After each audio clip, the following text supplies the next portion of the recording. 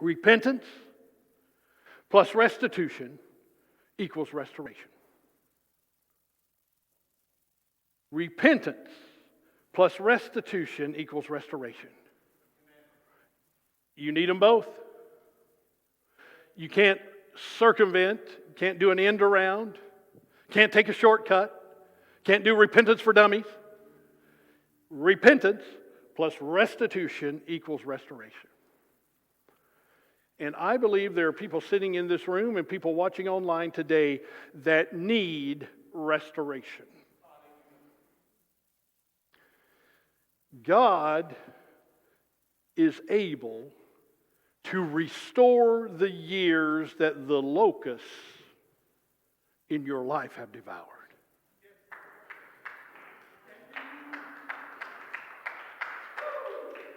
If the locusts have attacked your finances, if the locusts have attacked your relationships, if the locusts have attacked your health, if the locusts have attacked your mentality, whatever the locusts have attacked, God, the only God, is able to restore everything the locusts have devoured in your life.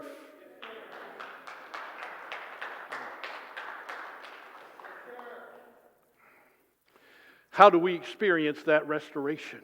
Through forgiveness, number one. You can't have a relationship with a holy God if there's sin in your life that breaks the relationship. So through forgiveness, that relationship is restored.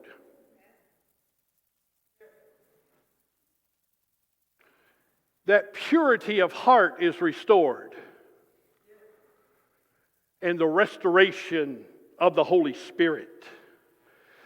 Because we see that our relationship with God through forgiveness, that debt that was there, that sin debt has been canceled, paid in full through the blood of the propitiation, through the blood of the atoning sacrifice. Your sin debt has been paid in full through forgiveness. And the purity of your heart is restored because it's justified, never sinned. The importance of justification. I don't have a black heart, a heart of sin, if I have confessed my sins, repented of my sins. God has forgiven me and He has cleansed me. And if the enemy says, hey, God, look at Randall, look at his sin, all God sees is the cleansing blood of the atoning sacrifice, the cleansing blood of the propitiation. So he sees what was black as coal has been washed white as snow by the scarlet blood, the crimson flow of that atoning sacrifice of Jesus Christ.